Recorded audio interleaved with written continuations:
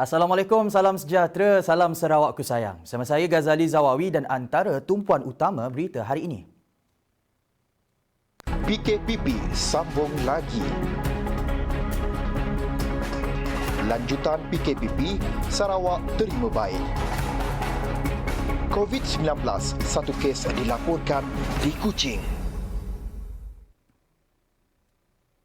Demi kepentingan saudara-saudari sekalian, kerajaan telah memutuskan Perintah Kawalan Pergerakan Pemulihan dilanjutkan sehingga 31 Disember 2020. Dilanjutkan sehingga 31 Disember 2020. Demikian pengumuman Perdana Menteri Tan Sri Muhyiddin Yassin berhubung Perintah Kawalan Pergerakan Pemulihan PKPP yang sepatutnya tamat Isnin ini. Dengan pelanjutan ini, kata Muhyiddin, tindakan penguatkuasaan mengikut Akta Pencegahan dan Pengawalan Penyakit Berjangkit 1988 atau Akta 342 masih digunakan. Ini adalah untuk memastikan semua pihak mematuhi prosedur operasi standard dan protokol kesihatan yang ditetapkan. Muhyiddin turut menggesa semua untuk sentiasa prihatin terhadap tanggungjawab membendung penularan COVID-19. Kita semua adalah frontliners yang berada di barisan paling hadapan sekali untuk memerangi dan juga mencegah wabak ini. Saya percaya jika kita semua dapat memainkan peranan masing-masing dalam mencegah wabak COVID-19, negara kita akan berjaya untuk bebas daripada wabak ini dengan lebih cepat lagi. Dilanjutkan bersebab keselamatan semua menjadi tunjang keputusan tersebut. Melalui tinjauan TVS, majoriti menganggap keputusan terbabit adalah wajar. Pada pengumuman Tan Sri Muhyiddin Yassin, Perdana Menteri Malaysia, sememangnya wajarlah diteruskan PKPP sehingga penghujung tahun. Sebab utamanya adalah untuk mengelakkan daripada virus ini terus merebak dan supaya virus ini dapat dihapuskan serta-merta dalam walaupun ada tempoh lagi dalam 6 bulan ke 7 bulan untuk kita memastikan virus ini terus hilanglah daripada dan lenyap di Malaysia. Tempoh yang dilanjutkan ini adalah wajar sebab kita perlu melatih orang-orang kita dengan norma baru. So dengan adanya PKPP tu biar setidaknya macam belajar membiasakan diri dengan keadaan norma baru, pakai face mask, sanitizer, pergi sini-sini pun mesti cek suhu. So macam ni lah. Keputusan Perintah Kawalan Pergerakan Pemulihan PKPP dilanjutkan diterima baik Sarawak. Kata Ketua Menteri Abang Zohari Tun Openg, keputusan berkenaan merupakan satu langkah nasional dan tidak boleh dipertikaikan. We follow. It's national. We just follow. But it's a relaxed one lah kan. Pemulihan, recovery. I think should go okay lah, but we cannot take things for granted also. As you know, even New Zealand come back with the precaution. Beliau berkata demikian kepada pemberita setelah merasmikan sambutan Hari Wanita 2020 peringkat Sarawak. Terdahulu dalam ucapannya, Abang Johari merakamkan penghargaan beliau kepada para wanita di Sarawak selain menggalakkan mereka untuk terus maju dalam era digital ketika ini. Dan kita di Sarawak di bawah pimpinan saya dan rakan-rakan saya akan menguatkan lagi usaha ke arah digital kerana semua akan dilaksanakan menerusi teknologi di masa depan. But one thing, don't be scared. Sometimes people are takut with this technology. Don't be scared. We move forward together with the technological changes that are facing humanity sekarang ini. Jadi tuan-tuan, puan-puan sekian, saya ucap tahniah, selamat menyambut Hari Wanita Dan tahun ini ada special wanita dari segi politik. First time 2 wanita di-appoint jadi senator sekaligus pada tahun ini. Saya ucap tahniah, mudah-mudahan wanita akan terus berjaya di masa-masa yang akan datang. Selamat menyambut Hari Wanita 2020. Manfaatkan teknologi maklumat. Di situ adanya ruang dan peluang untuk terus menyumbang kepada pembangunan di Sarawak. Itu peringatan Menteri Kebajikan Kesejahteraan Komuniti Wanita, Keluarga dan Pembangunan Kanak-kanak KWKPK, Datuk Seri Hajah Fatimah Abdullah kepada para wanita di Sarawak.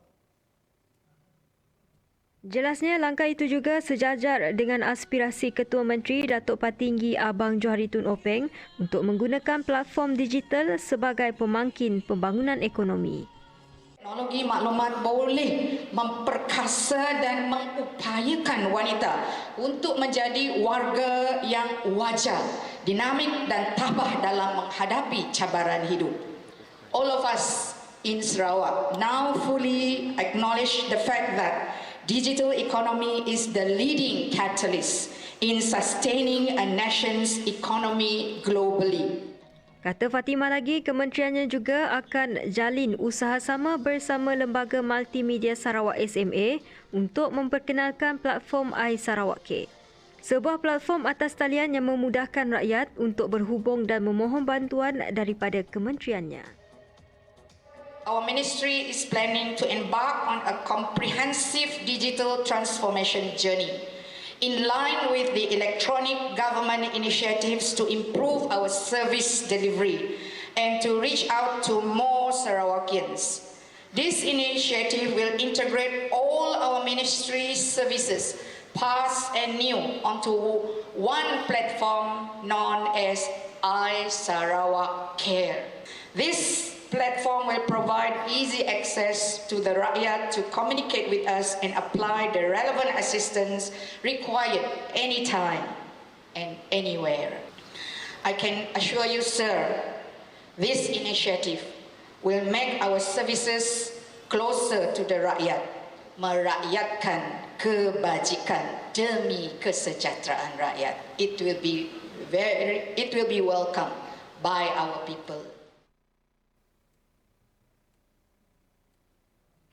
Sementara itu, bagi penerima anugerah Ketua Menteri Kepimpinan Wanita Datuk Nur Hayati Ismail, dirinya sendiri turut membantu dalam menyebarkan pengetahuan digitalisasi kepada komuniti. Because I was also involved in the digital inclusivity projects ya, di bawah SMA.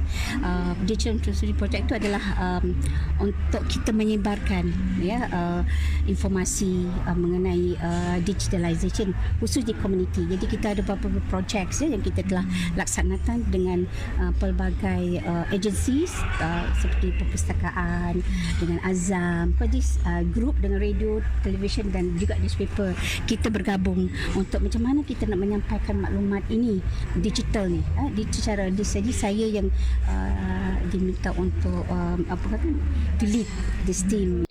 Dalam pada itu, penerima anugerah Datuk Patinggi Laila Taib, Datuk Seri Rohani Abdul Karim menyeru semua wanita di Malaysia untuk menyahut segala peluang yang ada dan terus meningkatkan produktiviti masing-masing dalam era digital. Saya nak mengajak semua wanita di luar sana, kita semua boleh sebenarnya. It's just the opportunity, the peluang dan ruang, and then bagi saya, come forward, jangan takut. You must be confident all the time. Sebab saya selalu madah, bersempena wanita, especially digital era.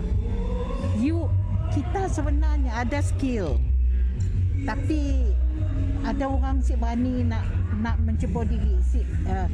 They don't dare. Tapi suka alhamdulillah juga ada bagus juga COVID tu. Dengan secara terpaksa. Oleh kerana sama-sama nak menyara kehidupan. So walaupun masa pandemik COVID, dalam masa kesusahan, pada masa ialah sebenarnya keupayaan wanita sebenarnya boleh boleh dilonjak.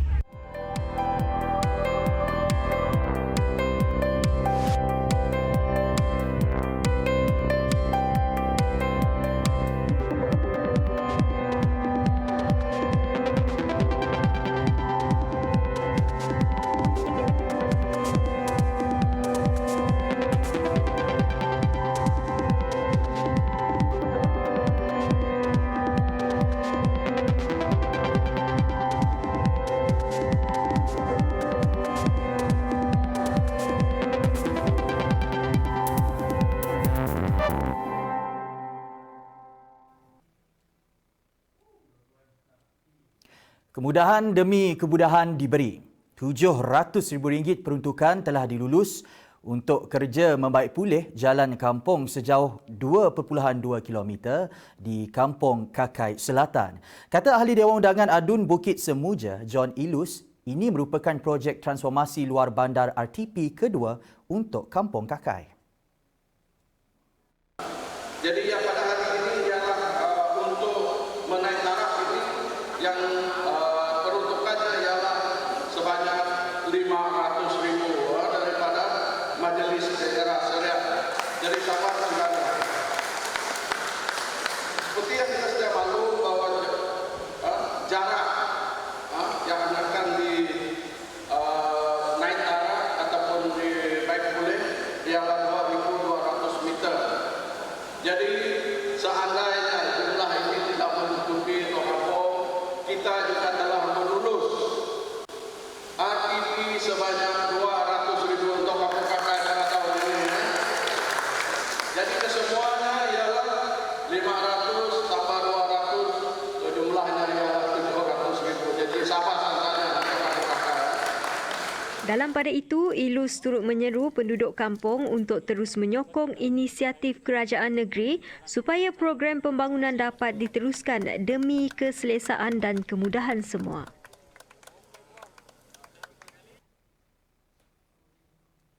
Hampir 2,000 kenyalang Gold Card KGC berjaya diagih untuk zon Serembu. Kata Ahli Dewan Undangan Negeri Adun Serembu, Miro Simoh, itu hanyalah untuk peringkat pertama. Jumlah keseluruhan permohonan untuk zon Serembu setakat ini mencecah 7,000 permohonan.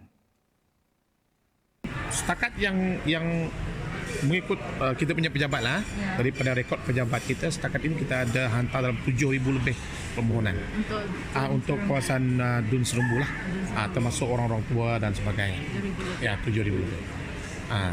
Dan kita haraplah dapat masa ini yang kita dapat tadi pun dalam baru dalam dekat 2,000, 1,900 lebih, dan banyak lagi yang belum diproses. Dan kita berharap dalam masa terdekat inilah pihak Kementerian Kebajikan akan mula memproses dan sebagainya. Kerana saya rasa orang tua di kampung pun boleh bertanya, mana kad saya, mana kad saya. Tapi bila kita sudah dapat kad ini, kita akan terus arahkan ketua kampung untuk edarkan ke kampung masing-masing. Sementara itu, bagi pesara tentera Valentine Sadia, KGC merupakan satu keistimewaan untuk warga emas kerana menitik beratkan banyak faktor, terutama sekali dalam pengurangan kos perkhidmatan rawatan hospital.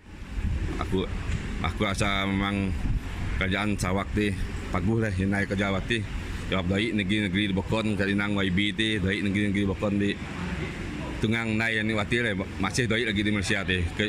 Cuma di Sarawak tu ya. Jadi juga terima kasih ya aku teman sama betul. Saya ninggal simboliknya ingin katanya ranggo kat itu. Jadi ya tong gi kat Jadi kai moyang gi ni keperluan ya melibatkan ni ke mungkin aku akan coba gunakan kat ni. Okey, terima kasih untuk kerajaan di Sarawak DPS. Bagi Andrew Borit pula, pemberian ini sangat bermakna buatnya. Segala urusan selepas ini akan menjadi lebih mudah. Perasaanku terima kad KGC dia kenyalang Golkar. Sangat berbangga leh kau ingin mesti dalam moda poti di peringkat kedua leh ti kau itu termasuk bayadapku tu KK Andrew biar suat tu nyar Bokon mau kita nanti. So aku ingin terima kasih nudu kerajaan negeri nudu ayu asu ada muti ada mau kad muti lah supaya untuk nyondo atau akan diberi peluang lagi ni demi tiak to ataupun ni kebaikan to kelebihan yang pertahan do to atau dapat betul dan masa yang akan datang. Ini perkembangan COVID-19, satu kes positif dilaporkan di Kuching pada Sabtu dan ini menjadikan jumlah keseluruhan kes positif meningkat kepada 698 kes. Kes ke-698 merupakan seorang wanita warga tempatan berumur 48 tahun dan telah dikesan melalui saringan swab RT-PCR pada 28 Ogos yang dilakukan bagi tujuan saringan pra-pembedahan. Siasatan lanjut dan pengesanan kontak kepada kes sedang giat dijalankan. Dalam pada itu, tiada kes baru yang telah pulih dan dibenarkan discharge dari hospital hari ini. Hari ini, sebanyak 2 PUI baru dilaporkan dan tiada kes PUI menunggu ujian makmal. Jumlah kluster yang masih aktif kekal 1, iaitu kluster alam yang melibatkan seramai 7 orang kes. Malaysia tidak akan tunduk kepada mana-mana tuntutan terhadap negeri Sabah. Tegas Perdana Menteri Tan Sri Muhyiddin Yassin, Malaysia tidak akan berkompromi terhadap apa sahaja isu melibatkan kedaulatan Sabah. Muhyiddin menegaskan perkara demikian ketika berucap pada majlis perjumpaan bersama Penjawat Awam Persekutuan Negeri Sabah. Sebelum ini, Timbalan Menteri Luar Datuk Kamaluddin Jaafar dilaporkan sebagai berkata cadangan memasukkan Sabah dan zon ekonomi eksklusif sejauh 200 batu ke dalam peta pasport Filipina bukan langkah terbaharu atau pendirian rasmi kerajaan negara itu. Perkara itu merupakan cadangan anggota Jawatan Kuasa Hal Ehwal Luar Dewan Perwakilan Filipina untuk mewujudkan rang undang-undang gantian bagi meminda, mengganti atau memansuhkan Akta Pasport Filipina 1996. Ini perkembangan sukan tempatan. Skuad Kuching City FC memulakan sambungan Liga Malaysia dengan langkah kiri apabila tewas 4-1 ketika melayan kunjungan Selangor 2 di Stadium Negeri Kuching pada Jumaat. Penolong jurulatih Kuching City FC Ahmad Nur Faizal Patrick Abdullah berkata persiapan yang tergendala menjadi faktor kekalahan pada aksi tersebut. Persiapan kita tergendala sebelum perlawanan menentang Selangor 2 disebabkan 2 minggu je kita mempunyai masa untuk mempersiapkan pasukan. Dan ada juga kita mengalami kecederaan kepada pemain, ada beberapa pemain yang cedera, pemain import kita yang tidak dapat diturunkan pada hari ini. Selain daripada itu, kebanyakannya ini maksud saya ini kekangan COVID-19. Saya rasa sedia maklum dengan keadaan Kuching FA, pasukan Kuching FA, saya sedia maklum apa keadaan dia. Dan itu je yang saya boleh terangkan bahawa 2 minggu je kita ada masa untuk mempersiapkan tim. Dalam keadaan kita mempersiapkan pasukan, kita boleh lihat ada pemain yang mengalami kecederaan disebabkan 2 minggu. Training yang kita cuba push. Jadi itu keadaan yang kita dapat. Kita nak jangka sesuatu yang besar untuk hari ini tidak ada sebenarnya. Dan satu lagi dalam masa 2 minggu kita nak dapat kompetitif friendly game ini pun jadi satu masalah juga untuk kita sebenarnya. Berbanding dengan Selangor 2, sebelum ni kami lihat video-video perlawanan mereka bermain dengan Under-19 Malaysia, bermain dengan Pahang, bermain dengan PJ City. Jadi mereka mempunyai masa yang cukup untuk mempersiapkan pasukan. Menurut Nur Faizal, Kuching FA akan berkunjung ke Manjung Perak pada 5 September ini selain berharap akan memberi tentangan yang sebaiknya dalam menghabiskan baki liga ini.